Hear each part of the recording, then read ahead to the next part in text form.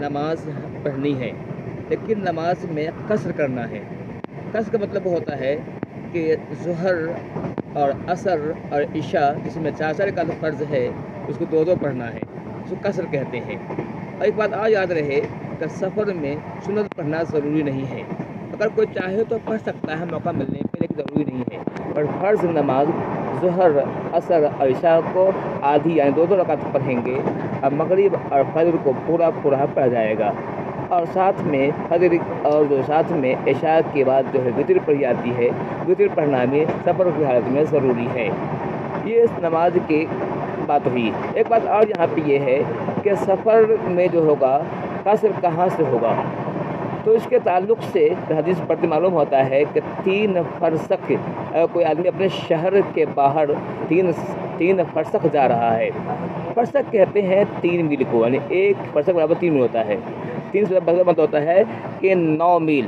9 میل وہ انڈین میل نہیں، بلکہ ہم جو عرب پڑھتے ہیں تو ہمیں معلوم ہوتا ہے کہ وہاں 1 میل کا جو ہے یہاں انڈین 3 کلومیٹر ہوتا ہے، 3 کلومیٹر برابر 1 میل ہوتا ہے۔ اس طرح سے 927 اس جو ہے 927 مطلب 24-25 کلو مدھائی مان لیجیے 24 کلومیٹر کی دوری کو جو ہے سفر کی مسافت طے کی گئی ہے، یعنی اپنے شہر کے باہر آدمی جو ہے 24 کلومیٹر کے باہر جا رہا ہے، اس کو قصر کرنا چاہیے۔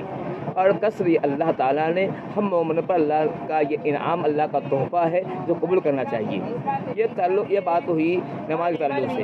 ایک بات اور یہاں پہ ہے روزہ کے تعلق سے۔ روزے کیا کرے؟ کوئی رمضان کے مہینے میں سفر کر رہا ہے۔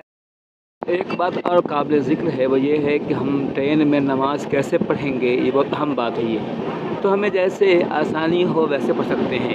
کھڑا ہو کے پڑھنے میں پریشانی ہے، چونکہ ٹرینیں جو چلتی رہتی ہیں تو حرکت پہ رہتی ہیں، وہ ہلٹیں رولتی رہتی ہیں، کھڑا پڑھنا تکلیف کا باعث ہے، گرنے کا خطرہ ہے، اس لیے بیٹھ کر نہ پڑھنا چاہیے، سمپل ہی بیٹھ لیا جائے اور پھر نماز پڑھا جائے۔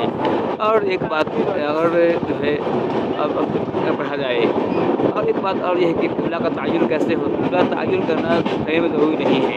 میں نے پہلے کہہ رہا جیسے آسانی ہو، جو رخ جس رخ پہ آپ پڑھ سکتے ہیں پڑھ لیں، بس یہی ہے نماز میں اصلی ہے نماز پڑھنا ہے، اللہ کی اطاعت کرنا ہے۔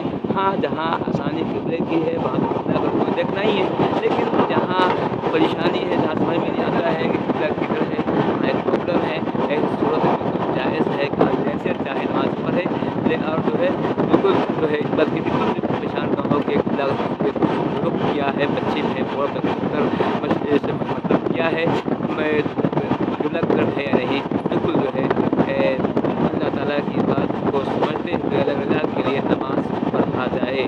یہی اہم چیز ہے۔ یہ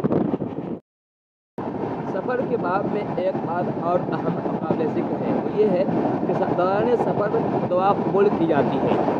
اللہ کے نبی کا ارشاد ہے، ثلاث دعوات مستجابات، دعوت المظلوم ودعوت المسافر ودعوت الوالد علی ولدہ۔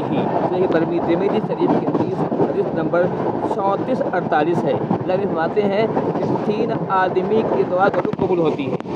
3 آدمی کی دعا اللہ تعالیٰ رد نہیں کرتا ہے، قبول ہوتی ہے۔ اس میں ایک مظلوم ہے، کوئی آدمی کسی پر ظلم کر رہا ہے تو جو اس پر ظلم ہو رہا ہے اس کو مظلوم کہتے ہیں۔ مظلوم اگر ظالم کے حق میں کوئی بددعا کرتا ہے تو بددعا قبول کی جاتی ہے۔ ایسے ہی مسافر اگر سفر کر رہا ہے، آدمی گھر سے دور گھر سے باہر کے سفر کر رہا ہے، وہ جو دعا کرتا ہے اس کی دعا بھی قبول کی جاتی ہے۔ اور تیسرا ہے وہ اگر باپ کی دعا، باپ کی بد دعا اپنے اولاد کے حق میں، اگر باپ جو ہے بد دعا کر رہا ہے اپنے اولاد کے حق میں، اگر کوئی اولاد نافرمان ہے، ماں باپ کے ساتھ بدتمیزی کرتا ہے، اگر وہ باپ جو ہے بیٹے کو بد دعا کرتا ہے، وہ بد دعا قبول ہوتی ہے۔ تو یہاں پہ یہ بات سفر کی بات چلی، مگر سفر کی حالت میں دعا قبول ہوتی ہے، ہمیں صبر کا اہتمام کرنا چاہیے۔ ہم نے دیکھا ہے کہ لوگ دعا قبول کرانے کے لیے لوگ جو ہے جہاں جہاں لوگ دورے کرتے ہیں، کوئی مزار کی خاک چھانتا ہے، کوئی کسی دیوی دیوتا کی خاک چھانتا ہے، کوئی دھاگے باندھتا کوئی کرتا ہے۔ اگر یہ سب نہ کر کے اگر آدمی سفر کی حالت میں، جو کہ ہر ایک سفر کا اثر رہتا ہے، سفر کی حالت دعا کی جائے، اللہ تعالیٰ سے عاجزی گزاری سے مانگا جائے، تو اللہ تعالیٰ جو ہے ضرور دعا سنے گا، کیونکہ اللہ تعالیٰ کا خود ارشاد فرماتا ہے کہ فاستجیبوا لی ولیؤمنوا بی، کہ اے لوگوں مجھے مانگ کر دیکھو، میں تم ایمان تو لاؤ، میں تمہاری دعا کو سنوں گا۔ اللہ فرماتا ہے کہ جو کوئی میری دعا سے تکبر کرتا ہے وہ جہنم داخل کیا جائے گا۔ اللہ یہ بھی فرماتا ہے، اللہ کا ارشاد ہے کہ انتم فقراء الی اللہ، تم اللہ کے محتاج ہو، بس تم اللہ تعالیٰ سے دعا مانگا کرو۔ تو معلوم ہوا کہ سفر میں دعا کرنی چاہیے، دعا قبول ہوتی ہے۔ یہاں ایک اور بات میں بتانا چاہتا ہوں کہ اللہ کے نبی فرماتے ہیں کہ سب دعا تو قبول ہوتی ہے، لیکن جو ہے کچھ دعا ہے جو دعا قبول نہیں کی جاتی ہے۔ کہتے ہیں اس میں ہے، کہتے ہیں قطیعۃ الرحم، رحم کو توڑنے کی دعا۔ اسی طرح سے جو ہے آدمی جو ہے، یہ بات یہ بتا دوں آپ کو کہ دعا قبول کی جاتی ہے، لیکن جو ہے ایک دعا ہم کرتے ہیں اس میں 3 باتیں ہوتی ہیں۔ ایک بات یہ ہوتی ہے کہ ہم نے دعا قبول کیا، فوراً قبول ہو جاتی، جو مانگا مل جاتا ہے، یا پھر یہاں پہ یہ بات ہوتی ہے کہ ہم نے جو دعا کی ہے اللہ تعالیٰ اس کو ذخیرہ بنا دیتا ہے، اس کے بدلے میں ہمیں قیامت کے اجر ملے گا۔